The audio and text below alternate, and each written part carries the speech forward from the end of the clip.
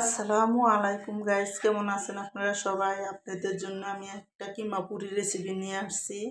তো দেখুন, প্রথম আমি সুন্দর করে পেঁয়াজ আর 5-6টা কাঁচামরিচ কাটটা আমি একসাথে অল্প তেলের ভিতরে দিয়ে একটু লাড়লাম।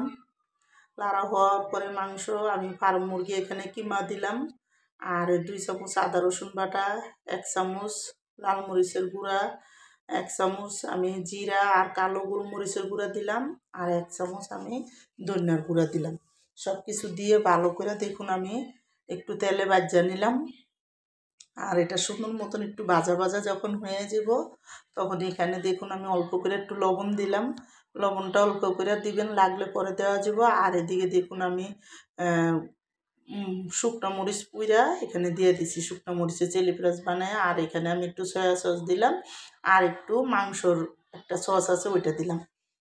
তো সসটা দিয়া এখন আমি ভালো করে কিন্তু এই মাংসটি আর একটু ভালো করে ভাজা ভাজা করবো। আর এটা সুন্দর মতন ডাইকাই কিন্তু আমি প্রথমে সিদ্ধ করে নিছি। তারপরে যখন হয়েছে চুলার মধ্যে একটা লাল লাল করে ভাজা ভাজা করে নিব।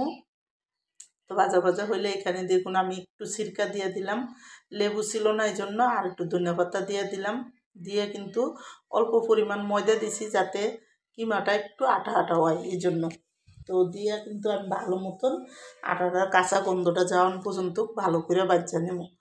আর কিমাটা আমি একটু দেখলাম লবণ ঠিক আছে নি, দেখছি যে না লবণটা ঠিক আছে, জালটাও ঠিক আছে। তো আমি এটা কিন্তু দেখুন ভালো করে ভাজা ভাজা কইরা তারপরে কিন্তু একটা বাটিতে নামায় থুয়ে দিলাম। তো এখানে কিমাটা ঠান্ডা হইতে হইতে আমি কিন্তু দেখুন আলুটা সিদ্ধ করে নিছি। আর আলুটা আমি ছিললা একটা বাটির ভিতরে নিছি। আমি এখানে কিন্তু ছোটো ছোটো সাইজের 3টা আলু নিছি।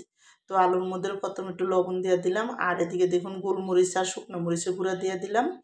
দিয়ে কিন্তু আমি এখানে ময়দা দিলাম, আর একটু দিলাম আটাও দিছি লগে, দিয়া তেল দিয়া তারপরে কিন্তু স্বাদ মতন অল্প একটু লবণ দিয়া আমি কিন্তু দেখুন এখানে ভালো মতন এই আলুর সাথে আটাটা ভালো করে একটু পানি দিয়ে আমি ডোয়ের মতন তৈরি করছি, বেশি না অল্প পানি দিছি।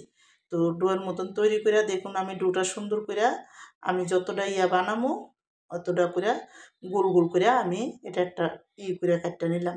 যখন গোল গোল করা হয়ে যাবে আমি কিমাটি দেখুন ভিতরে বইরা তারপরে কিন্তু আমি এইভাবে করে চ্যাপটা করে দেবো। আমি বেশি পাতলা করি নাই। তো এখন আমি তেল গরম করে ভাজা নেব। আমার এই কিমা পুরির রেসিপিটা যাদের পছন্দ তারা লাইক সাবস্ক্রাইব দিয়েন প্লিজ। আমার ভিডিওটা আপনারা বেশি বেশি শেয়ার করে দিয়েন আর সাবস্ক্রাইব করে দিয়েন। আর এইভাবে একবার দেখেন আলু দিয়া কিমা পুরি বানায় খেয়ে দেখেন, অনেক মজা লাগবো। তো আমি দেখুন প্রতিটা কিমা পুরি দিছি। তেলটা যখন গরম হয়েছে সুন্দর মতন ফুললা একটা ডম্বো ডম্বো হয়ে গেছে। তো হওয়ার পরে কিন্তু বারবার আমি তেল দিয়ে লাল লাল করে ভাজা উঠাই দিলাম। আমার কিন্তু কিমা পুরিটা বানান শেষ।